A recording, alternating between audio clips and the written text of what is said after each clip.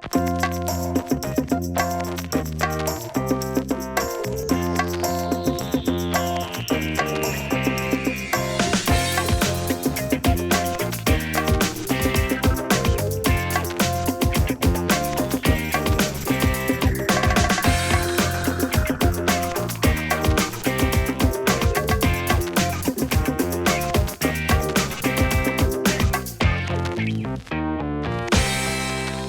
everybody. I realized that when I wrote my little talk, I didn't actually talk a whole lot about my own work. And so I'll tell you really quickly about what it is that I do. I'm a sculptor. I make sculptures that look like this using ancient methods and combining them with the iconography of the plastic bottle. So I'm interested in making a contemporary artifact and what that says about art, what's art and what's history, what's garbage and what's valuable, and all kinds of questions like that. But today I actually wanted to talk about, I want to get on my mark for the photographer first. And I also want to apologize to you up front for violating TED commandment number 9, thou shalt not read thy speech. But it's what I had to do to get here, so. Anyway, so what I'm going to be talking about today is about the value of work.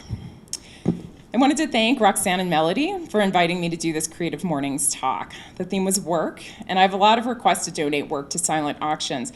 So this question of the value of creative work's been on my mind. I don't especially like public speaking, but I have a mother whose motto is, tell them you can do it and learn it by Tuesday. So I said yes. I do consider myself an introvert, but I worked for years for a software company that sent me at the tender age of 23 to law firms with names like Polk, Pincher, and Prober to train some of the most demanding and litigious clients ever. And then I went on to another 5 years of consumer advocacy, which required me to testify before the Public Regulation Commission and be cross-examined by whole teams of attorneys for sometimes 5 hours at a time. So a 20-minute talk on the subject of work, how hard could that be, right? So any of you who know me know that I have this amazing partner of 17 years, and in some ways we are exactly the same, and in other ways we are exactly different. There was this time, her name's Kathy, and there was this time that Kathy's mom cleaned out the basement, unearthing the unabridged archives of her entire childhood and adolescence, packed into 3 cardboard boxes. And there's all this amazing stuff in there, including Whip Inflation Now pin sent personally by President Ford, notes from her high school boyfriend folded into little footballs, and a 5-page report on love that deconstructed the lyrics of some song that I can't remember now. The box also included what might have been the first analog version of the Excel spreadsheet, where in hand-drawn rows and columns, she exhaustively documented the love lives of her friends, tracking the dates they got together and split apart, and assigning stars according to months going steady. But really, the best document in the box was this thing called the Quarterly Boy Report, which rated boys from her middle school class based on a dozen categories like athletic ability, kissability, and fashion. I remember one kid who got decent marks for sports and kissability, but was ultimately downgraded in the last category because not enough terry cloth or velour. Personally, I think all of this was an unconscious attempt to document her way into heterosexuality. Anyway, the reason I'm telling you all this is that what amazed me the most about this extensive archive is that it existed at all, that she kept it. Because while it is certain that I was as hilarious and absurd a teenager, and perhaps one winter I might have dyed all my clothes black and declared I would be a lawyer, and the next summer maybe worn only white linen and declared I would be a Shakespeare scholar, no one can be sure because I shredded the evidence. As fast as I was constructing new personae, I was burying the tracks of the last. And since there was no email or social media, one simple policy would suffice: no letter writing. I was forced to make that policy shortly after my grandmother had begun to return to me letters I had written to her years before. My 14-year-old self was completely mortified by how uncouth I was at age 4. So imagine how I felt when I realized there would be this video camera here, so that this talk would live in perpetuity, a complete violation of my decades-old leave no trace policy. And also that people who give Creative Morning talks are producers of NPR and executives at Google, at which point I sent Melody and Roxanne a message that went like this.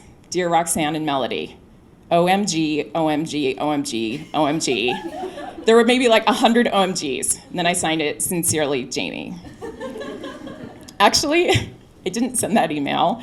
I borrowed it from the Creative Mornings talk of Ben Chestnut, co-founder of MailChimp, whose deadpan mastery of the Creative Mornings format you should not miss. It described exactly how I felt, and I didn't think he'd mind because he'd probably appreciate this good exposure that I'm giving him right now. And it's the promise that of exposure that's what I want to talk about today. I want to talk about how in a digital age that has made it harder than ever for creatives to make a living, we are so often asked to work for free. The request almost always comes with the justification that today's free work will serve as free advertising for work that some hypothetical person will pay you for at some point in the future. For the 40 years of my life that I wasn't making art, no one asked me to donate to a silent auction. But mysteriously, the moment I started making and selling objects, the requests for donations started rolling in. At the beginning, I said yes, almost all the time, because I thought I'm starting out on my path toward being a professional artist, and I thought it would be good exposure. And then I got more and more requests for free work. My thinking about it changed. But since most of you aren't visual artists, I wondered, how is this affecting other creatives? And I learned what I'm sure you already know, which is it's a huge problem. I learned that in certain sectors, it's called working on spec, and that it's such a pervasive problem that a whole ton of don't work for free movements have sprung up in response. There are Facebook pages like The Arts Don't Work for Free that monitor exploitative job postings. The posters' sarcastic retorts often lay bare how assumptions that apply to the arts don't apply to other professions. For example, consider this response to a Craigslist ad by a restaurant looking for bands who want to play for free. Happy New Year! I'm a musician with a big house looking for a restaurateur to promote their restaurant and to come to my house to make dinner for my friends and I. This is only for special events, which will eventually turn into a nightly event if we get positive response. Our preference is fine dining and exotic meals and mixed ethnic fusion cuisine. Are you interested to promote your event, your restaurant? Please reply back as soon as possible. Working for free when you're unknown is one thing, but apparently even cult fame won't stop people from assuming that you're willing to accept exposure in lieu of compensation. When the Huffington Post approached Will Wheaton, the famous actor from Star Trek, The Next Generation, and Big Bang Theory, about publishing a piece he'd written for his blog, Wheaton was interested. Great, he said. How much do you pay? The Huffington Post responded that they were unable to financially compensate bloggers at this time, and that most bloggers find the exposure alone makes it worthwhile. Outraged at this exploitative practice by a $50 million company, Wheaton tweeted, "Writers and bloggers, if you write something that an editor thinks is worth being published, you are worth being paid for it, period." Here's another example of how even a super rich corporation will try to get creative work for free. When the Showtime network tried to get designer Dan Casaro to design a promotion for a boxing match as part of a contest, this was his public response. "It is with great sadness that I must decline your enticing offer to work for you for free. I know that boxing matches in Las Vegas are extremely low-budget affairs, especially ones with nobodies like Floyd Money Mayweather. I heard he only pulled in $80 million for his last fight. I also understand that a mom and pop cable channel like Showtime must rely on handouts just to keep the lights on these days. Thanks a lot, Obama. My only hope is that you can scrape up a few dollars from this grassroots event at the MGM Grand to put yourself back in the black. If that happens, you might consider using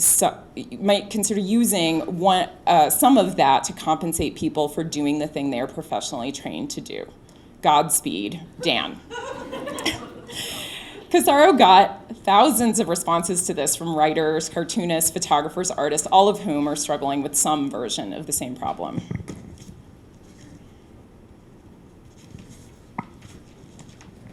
There are quite a few voices out there who will tell you never to work for free. Lauren Smart of the Dallas Observer had a good list of reasons you shouldn't, because it isn't professional, because an accountant wouldn't, because the only thing that free work spawns is more free work, because no money is actually negative money, because the event you donated to did have a budget and you just weren't on it. It's one thing for well-established professionals who don't need exposure to say that you should never work for free. It feels like something quite different if you're an artist who's just out of school or in an art market that has very few opportunities for exhibiting your work. You make things and don't want them gathering dust in your studio. Plus, you need shows on your CV, and the exposure could lead to future sales, right? Can we all agree that not all exposure is good exposure? Back when I was a consumer advocate, I had the opportunity to go to a communications training seminar for advocates. One of the important things I learned is that education is not a valid communications goal, that advocates must clearly define what we seek to change and then identify the smallest number of people who are able to affect that change, not the largest number, the smallest. Likewise, as artists, we need to think about what audience we want for our work. Your audience is not everyone. Exposing your work to people who are not likely to be interested in your work may be the same as no exposure at all. If your work sells for an insultingly low price or not at all, bad exposure. It's not good exposure if the organization can't attract people willing to spend money on art, can't install your piece well, or can't effectively communicate the value of your work. I am hyper aware of how context affects the perceptions of what I make. Will the work be well lit? Will it be safe? Will it be properly hung or just laid on a table between a 60-minute massage and a potpourri gift basket? I'm not kidding about this. Last year I saw my work installed on a fold-out table next to a ceramic pig. I wanted to grab it and run. If I'm going to donate work, a best case scenario may be an organization that I want to support capable of attracting a good-sized audience of artists and collectors that will properly install the work and lets me set the amount I will donate from the sale price, as well as the minimum sale price. And I can attend the event to maximize its potential as a networking opportunity, and I don't donate more than 2 pieces a year, and I don't do it every year. This is how I sum it up when I decline a request for donation. First, I can hardly work fast enough to keep a decent inventory at my galleries. My work's very labor intensive and there is no surplus. Second, in my experience, auction pieces rarely bring what they're worth. I would rather write a check to a good cause than see a piece I could sell tomorrow for $700 go for $150 in a silent auction. Third, I think that if we believe in the creative economy and want for art to be an economically viable profession, then we need to change the social expectations that artists give their work away for free. And finally, as an artist who benefits greatly from having gallery representation, I do not want to undermine my prices or the ability of my gallery to sell my work in the region by making it available through charity auctions at prices way below market value. The third and fourth points may be the most important of all. When I donate works, when I donate works for free, sell for less than my work is worth, or work for free, I'm affecting the art market. If I have gallery representation, I'm undermining the ability of that gallery to sell my work. Even if I don't have a gallery, when my work sells for far less than its value, I'm still affecting the local art market's expectation of what art is worth.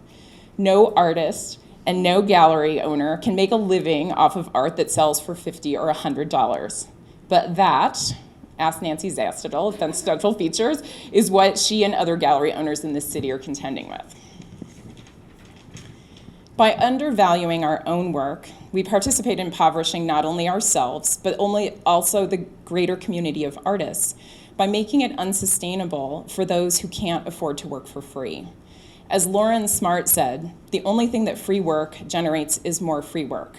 If we keep on down that path, the only folks able to hang in there as working artists will be the people who don't have to work at all. I focused on benefit art auctions because they're one of the primary ways that art is shown, bought, and sold in this city. Art auctions are good ways to support art institutions that we love and need in this city. But they are not substitutes for shows, and they are not substitutes for galleries or museums. A model that requires artists to work for free is fatal to a sustainable arts economy.